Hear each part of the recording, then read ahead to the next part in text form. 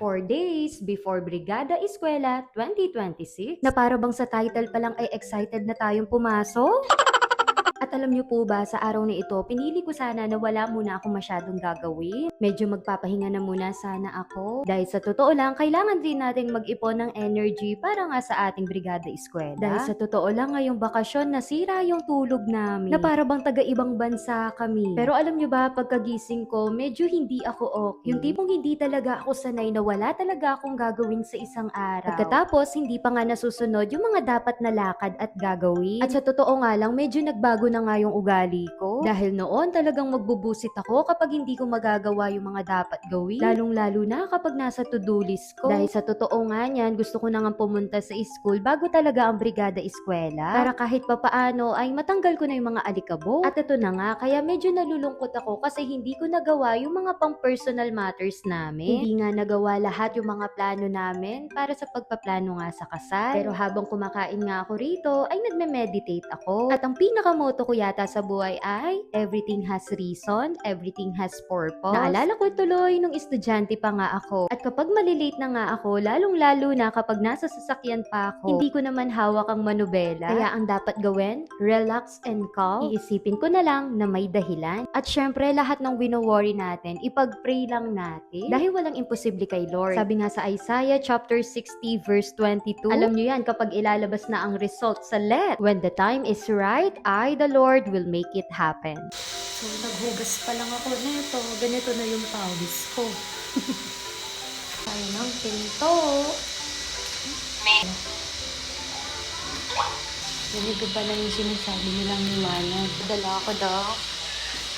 Actually, itong phone na to, uminit siya, kaya hindi ako nakapag-video hanggang sa matapos sa paghugas. So, pupunta tayo sa CR.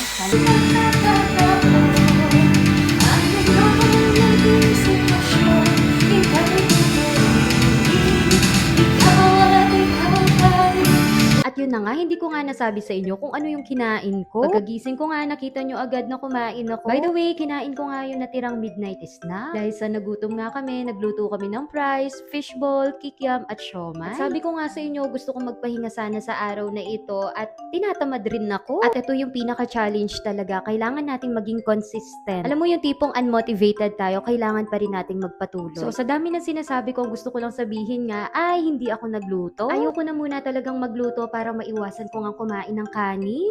At ito na yung pawis na galing naman sa workout. Buti na lang talaga na push nga namin na bumili ng treadmill dahil sobrang laking tulong talaga.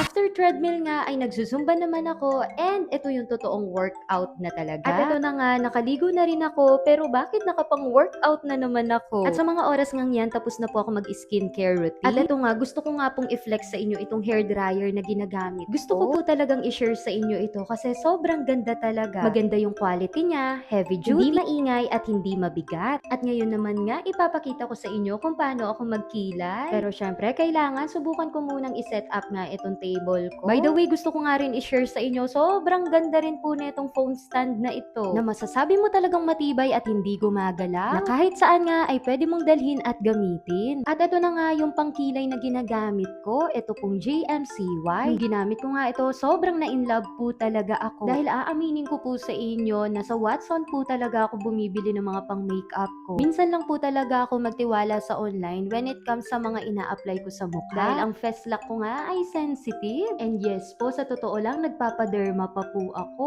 O diba kung mapapansin ninyo, ang dali nga lang pong i-apply netong eyebrow pencil. Ang dali niya lang i-blend at mukhang natural pa rin ang kilay. At alam niyo po ba, sa totoo lang, ang plano ko ngayon ay pumunta sa school. Kaso nga lang, napagdesisyonan ko, sige na nga sa June 1 na nga lang. At ngayon nga, alam niyo anong ginagawa ko? Nagfi-film ako ng mga product na gusto kong i-share sa inyo. At sa madaling salita, syempre, affiliate na rin po. At ito nga, masasabi ko nga talaga na new collector nga ako ng ng Sola Gear. Premium quality ang product nila. At alam nyo, itong Stipex na to hanggang ngayon kinikilig pa rin ako. Napakagaan at ang lambot gamitin. Kaya kapag tumatakbo ka or naglalakad or nag-workout, hindi sasakit yung paa mo, kundi mas magaan pa kapag ikaw ay gumagalaw. By the way, may mga nagtatanong nga po sa akin kung paano mag-apply ng mga free samples. At bago ko nga po sagutin yan, nakalimutan ko mag-intro!